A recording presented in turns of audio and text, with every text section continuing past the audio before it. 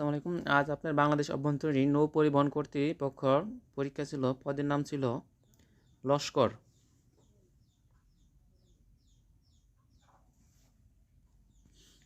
পরীক্ষার তারিখ ছিল 14 অক্টোবর 2022।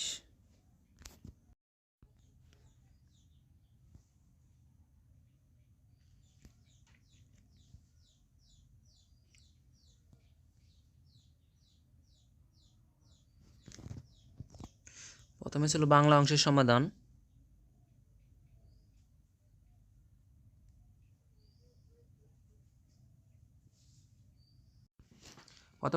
অংশের সমাধান।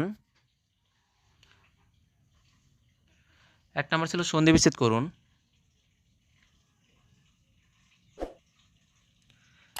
নাবিক এর সন্ধি বিচ্ছেদ হচ্ছে নই যোগ ইক।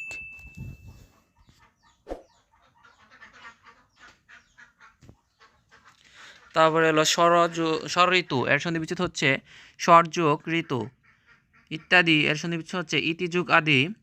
শীতার্থ এর সন্ধি বিচ্ছেদ ছিল শীত যোগ ঋত। নম্বর ছিল নবান্ন, নব যোগ অন্ন।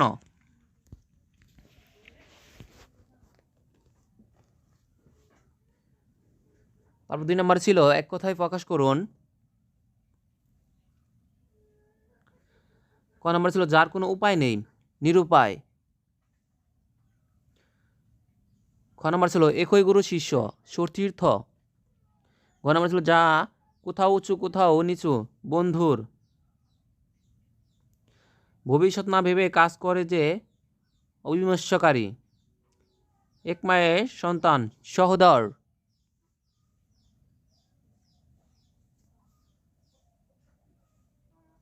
3 নম্বর ছিল বাগধারাগুলো অর্থ লিখুন। ক অক্কা পাওয়া এর অর্থ হচ্ছে মারা যাওয়া। খ নম্বর ছিল ব্যাঙের সর্দি এর অর্থ হচ্ছে অসম্ভব ঘটনা। গ যে বিষয়ে কোনো বিতর্ক নেই, অবিসংবাদী। অন্ধকারে ঢিল মারা, আন্দাজে কাজ করা। ধামা ধরা এর অর্থ হচ্ছে চাটুকার।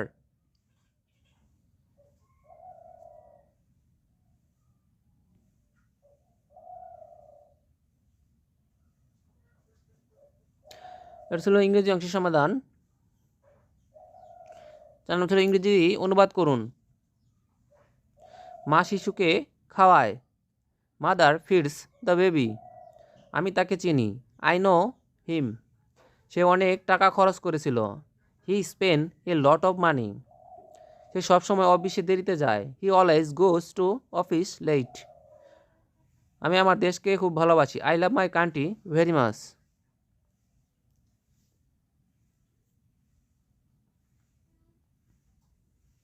5 নম্বর ছিল ফিল ইন দ্য ব্ল্যাঙ্কস।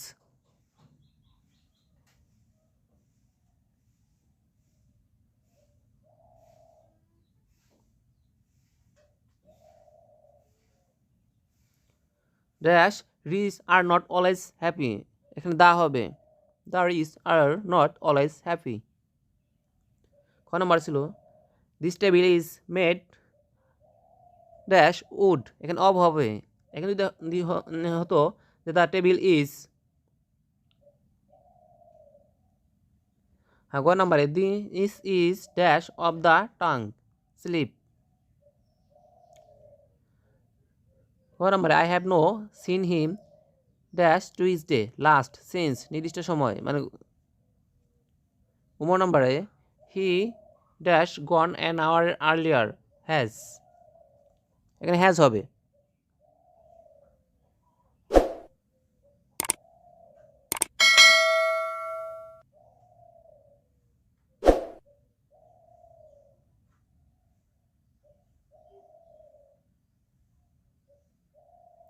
আমরা দিল make a sentence with meaning.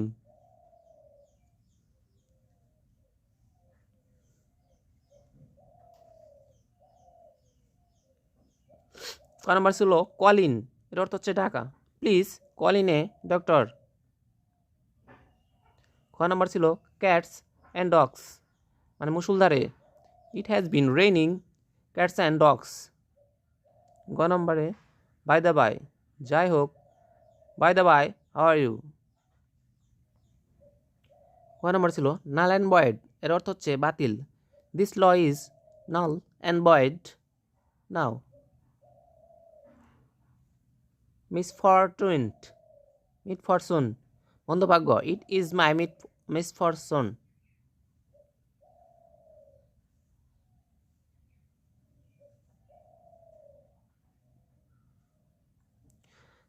এখন ছিল গণিত অংশের সমাধান। 60 জন লোক কোনো কাজ 18 দিনে করতে পারে, উক্ত কাজ 36 জন লোক কত দিনে করতে পারবে? সমাধান: 60 জন লোক একটি কাজ করে 18 দিনে, একজন লোক একটি কাজ করতে অবশ্য বেশি দিন লাগবে, সেক্ষেত্রে গুণ হবে। তারপর 36 জন লোক একদিনে একজনের যা পারে তার চেয়ে কম লাগবে সময়, সেক্ষেত্রে ভাগ হবে 36, তাহলে এখানে 30 দিন হবে উত্তর।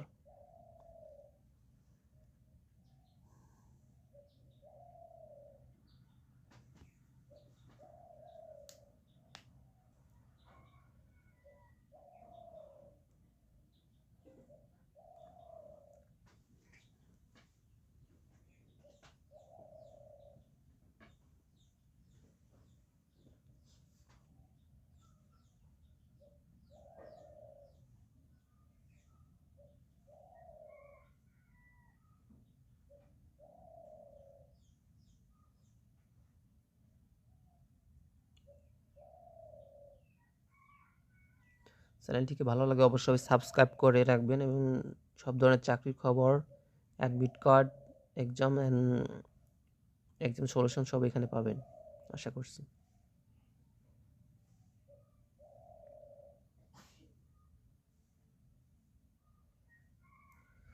8 নম্বর ছিল পিতা পুত্রের বর্তমান বয়সের অনুপাত 7:4 এবং 5 বছর পর তাদের বয়সের অনুপাত এত হবে, তাদের বর্তমান বয়স কত? পিতার বয়স হবে 35 বছর এবং পুত্রের বয়স 10 বছর।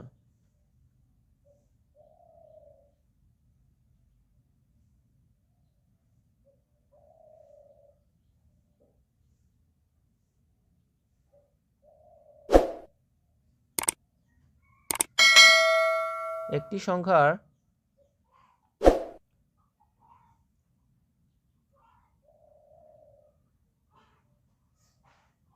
দশ নম্বর ছিল পূর্ণ রূপ লিখুন।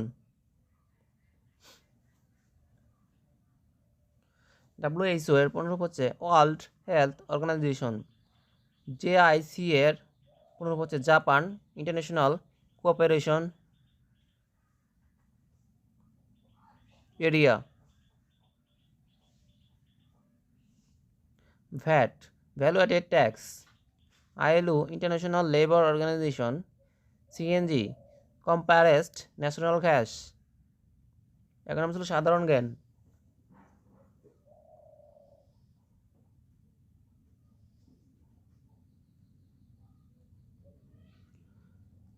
অগ্নিবীণা কাব্যগ্রন্থ রচিতা কে?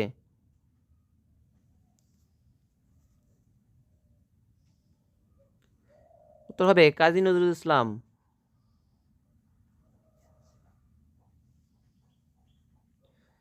আমার দেখা নয়াচীন গ্রন্থের রচিতা কে? উত্তর হবে বঙ্গবন্ধু শেখ মুজিবুর রহমান।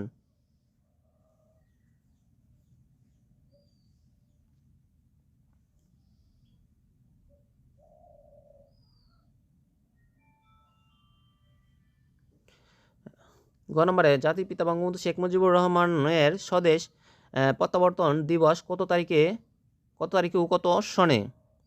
এটা হবে 10 জানুয়ারি 1972 সালে।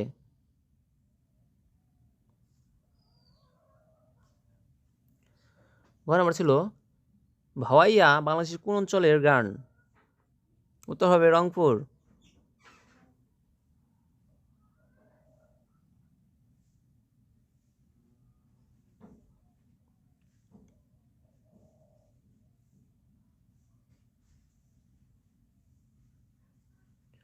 গ নম্বরে 6 দফা প্রস্তাব কোথায় পেশ করা হয়?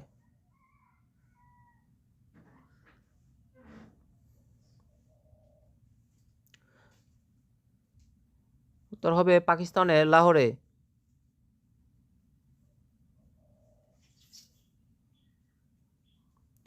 ছ নম্বরে আন্তর্জাতিক মাতৃভাষা দিবস কত তারিখে? 21শে ফেব্রুয়ারি।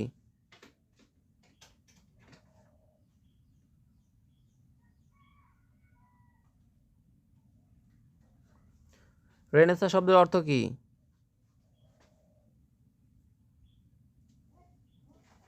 উত্তর নবজাগরণ বা পুনর্জাগরণ।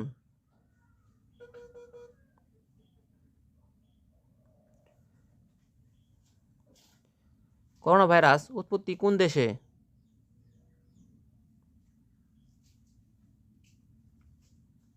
চীনের উহান শহরে।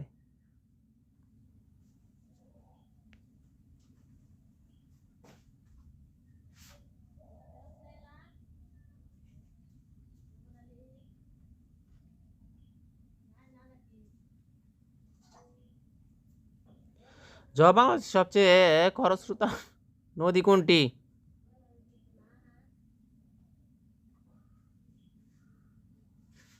উত্তর হবে কর্ণফুলী।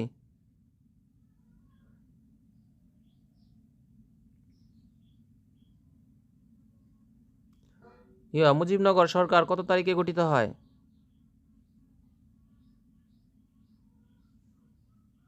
10 এপ্রিল 1971 সালে।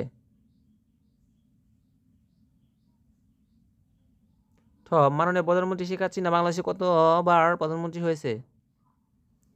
উত্তর হবে 4 বার।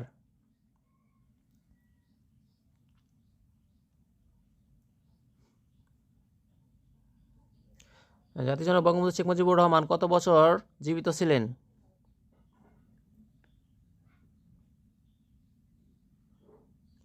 55 বছর 4 মাস 29 দিন।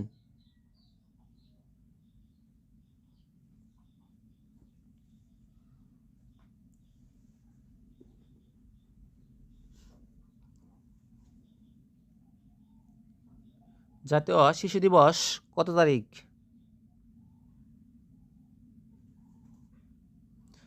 উত্তর হবে 17 মার্চ।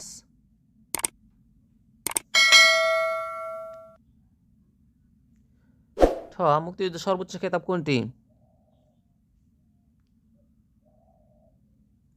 উত্তর হবে বীরশ্রেষ্ঠ। বাংলাদেশের জাতীয় পতাকার ডিজাইনার কে? উত্তর হবে কামরুল হাসান।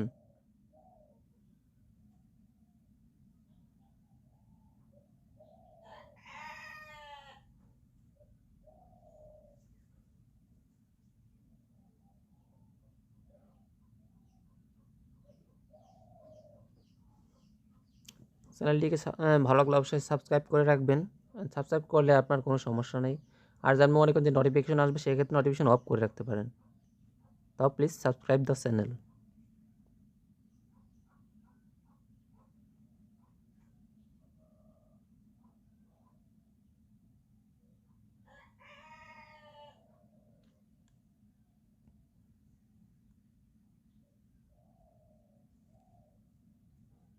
ভ নাম্বার ছিল নৌপথে উপকারিতার উপর 5টি বাক্য লিখুন।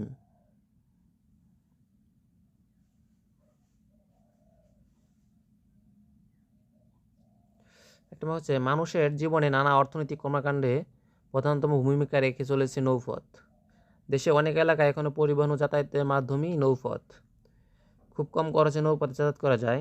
বাংলাদেশে এখনো শিল্প কারখানা স্থাপনে গুরুত্ব দেওয়া হয় নদীপথের যোগাযোগকে। নদীপথে যোগাযোগ দুর্ঘটনা নেই বললেই চলে।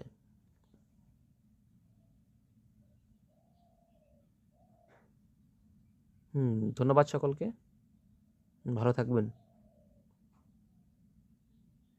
আল্লাহ হাফেজ।